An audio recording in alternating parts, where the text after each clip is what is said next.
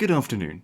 Train interiors have been a bit of a recurring theme on this channel, but I'm afraid it's time to talk about them again. Recently, several train operators have revealed their plans for refurbishments, and HS2 have created a mock-up of what their trains should look like internally. However, there's a bit of a problem with almost all of these. They look really bad.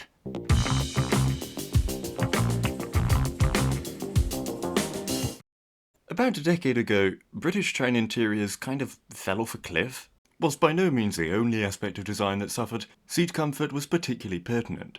Now, as I discussed in a video on the matter, there are a variety of reasons for this, from new fire safety regulations to interiors being specified not by the train companies but the government. There was quite a bit of public backlash. The rock-hard seats fitted to Thameslink new trains were nicknamed ironing boards, and, fearing negative news stories of their own, operators that didn't have to accept the government specification quickly went about changing the type of seat they'd ordered. Many of them switched to the FISA lean, a product that has found use all over Europe, but mainly on short-distance regional trains, like these in Italy. They are, indeed, better than the ironing boards, but let's not get carried away here. They are very upright, and it's difficult to get comfortable in them, especially over a long journey. For this reason, no one in Europe has yet considered putting them on a high-speed train. Well, no one apart from us. The first warning sign was the Class 745 flirts, which operate the admittedly modest intercity services between London and Norwich, which is just shy of 2 hours. The Class 745s are excellent trains regardless, but the seats are really pushing the boundary of what's acceptable for a 2-hour journey. A similar thing appears to be happening with East Midlands Railway's Class 810s. They look like excellent trains and I can't wait to try them, but FISA leans on prestigious intercity journeys? Come on. It gets worse though. CrossCountry have recently announced a refurbishment of their entire fleet, and you'll never guess what seats they're planning to use. First of all, I want to make something completely clear. Behind every aspect of a train, including the interior, there are real people who designed it. Therefore, I do think it's important that we don't go overboard with our criticism of interiors, so let's have a quickfire round of some examples of good recent train design. West Midlands Railway's Class 196s and 730s, which have an excellent colour scheme, lighting and specification. Lumo's Class 803s, which have a pleasing design despite only working for a budget operator. More or less all the trains Transport for Wales have refurbished, which have gone from being some of the worst in the network to some of the best. The Elizabeth Line's Class 345s, with their very stylish materials, most of Transpennine Express's old and new rolling stock, and the Class 168 and 395 refurbishments, which use an excellent appreciation of modern colour palettes to create an inviting interior. But that said, and I mean this genuinely, what on earth were the designers of CrossCountry's new interiors, and indeed branding, thinking when they came up with this? If anyone knows the thinking, please do let me know, but I struggle to see what they're going for here. The livery, for starters, is way too busy. Why are there so many colours? The pink and white of the Turbo Stars was already an odd combination, but then to add grey, blue, and for some reason yellow just throws everything up in the air. You can have colour and energy without all of this, but if you really do want many different colours, you've really got to lean into it. The Avanti West Coast Pride Pendolino demonstrates how it's just about possible, but it is very difficult and probably shouldn't be your main livery anyway. Still, having such bright and contrasting colours is usually the signifier of a budget operator, and well, CrossCountry certainly provides a budget experience. But, as everyone well knows, CrossCountry tickets are very expensive, and should the government-contracted flagship service between Britain's major cities really be a budget operation? To add insult to injury, they're also dumbing down the interiors, with, as mentioned previously, FISA leans and an uncomfortably clinical design. There is no escape from discomfort, even in first class, and you really do want comfort.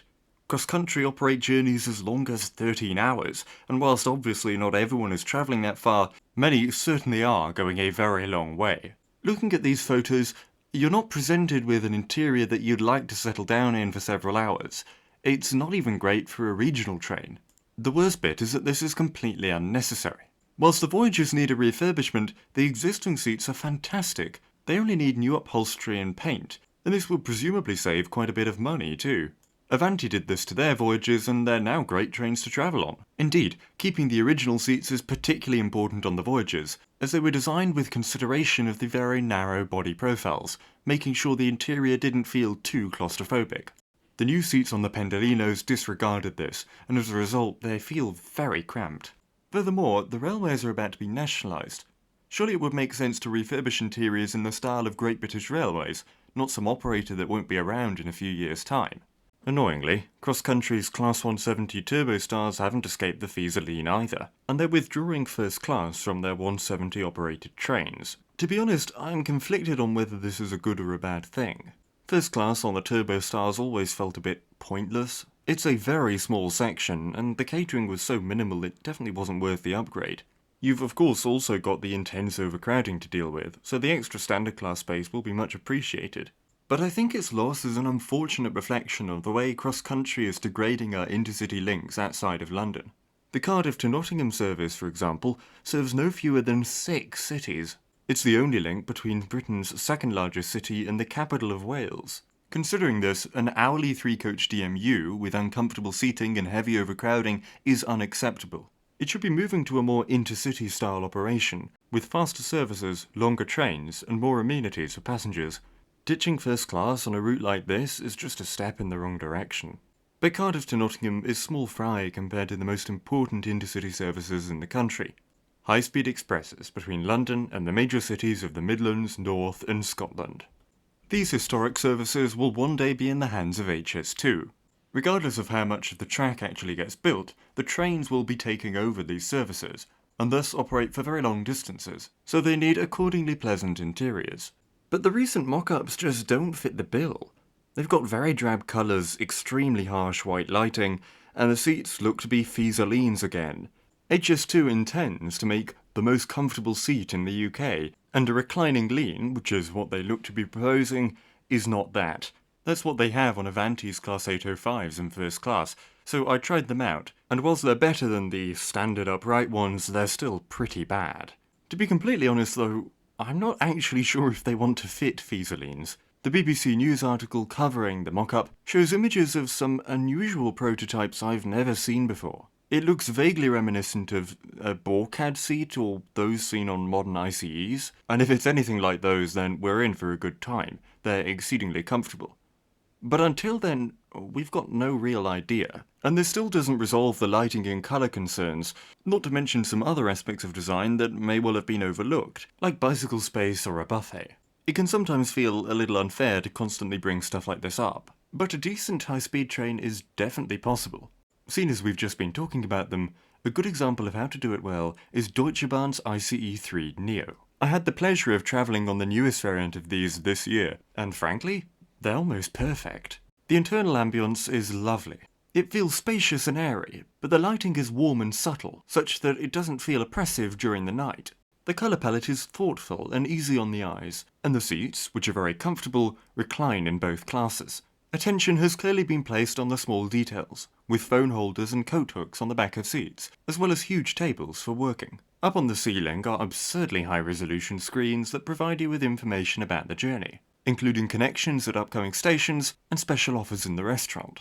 Oh yes, they have a restaurant. There are quiet sections in both first and standard class, plenty of toilets, a family section and a family compartment, loads of luggage space, and room for at least 8 bicycles. The guard has their own office in the middle of the train where they're easily accessible, and the wheelchair spaces are located with easy access to toilets and the buffet. There's even a wheelchair lift built into the train itself, though sadly there are no wheelchair spaces in first class. Anyway, these are amazing trains and a real joy to travel on. But here's the thing, they're basically exactly as long as HS2's units will be, 200 metres or about 8 coaches. Clearly, something as hostile and austere as the HS2 design could be easily avoided. I'm very worried that this is going to prove to be a repeat of the disastrous Class 80X interiors. Looking at both these cases though, I think there's a pretty obvious conclusion. The people who get the fare revenue should be the ones specifying the interior. The direct incentives to the Department for Transport and HS2 Limited, who specified the IETs and HS2 vehicles respectively, are to get costs as low as possible, as they're the ones buying the trains. However, if it's the operator themselves procuring, they have to worry about the fallout from a bad train. It could damage their brand and maybe even revenue. Therefore, they're much more likely to spend that little bit extra to make the trains something special. So my advice to HS2 Limited would be to stop trying to design the trains at all. Give that job to the eventual operator, which will probably be Great British Railways whenever they get set up. If there's enough kickback against the HS2 designs, I genuinely think there's hope for them to be changed. But as for CrossCountry, I'm more doubtful. We have to be honest with ourselves. Much of the media and people who can intervene in matters like train interiors work in London. A lot of reporters and politicians commute on Class 700s, and they've been naturally appalled by the seat comfort. As a result, there was a considerable media frenzy after they entered service, and the Office of Rail and Road even set up a commission to find out the scientific answer to what makes a seat comfortable. The result of this commission, by the way, was the seats fitted to Lumo and Avanti West Coast trains. You can try them out for yourself, and I think most people can agree that they're a massive step up from what we've seen in other modern seats. But since then, we haven't heard that much about seat comfort. It's kind of gone off the radar, and the findings of this commission have been largely ignored. CrossCountry doesn't serve London, nor is it a particularly prominent operator in the north of England, which does often receive a lot of attention as part of debates on regional inequality. Unfortunately, CrossCountry service has been so bad for so long that I'm inclined to think that any real hope for media coverage would have been realised by now. Of course, this doesn't mean that we shouldn't try. Design revisions aren't impossible, and making it very clear that a cross-country style interior is unpopular will make it more difficult for future operators to go ahead with similar designs. In the long term, the new Great British Railways needs to come up with some very good standardised interiors. But until then, there's nothing we can really do, beyond perhaps bringing a cushion when travelling. Thank you for watching GW Villager. Please like, subscribe and share.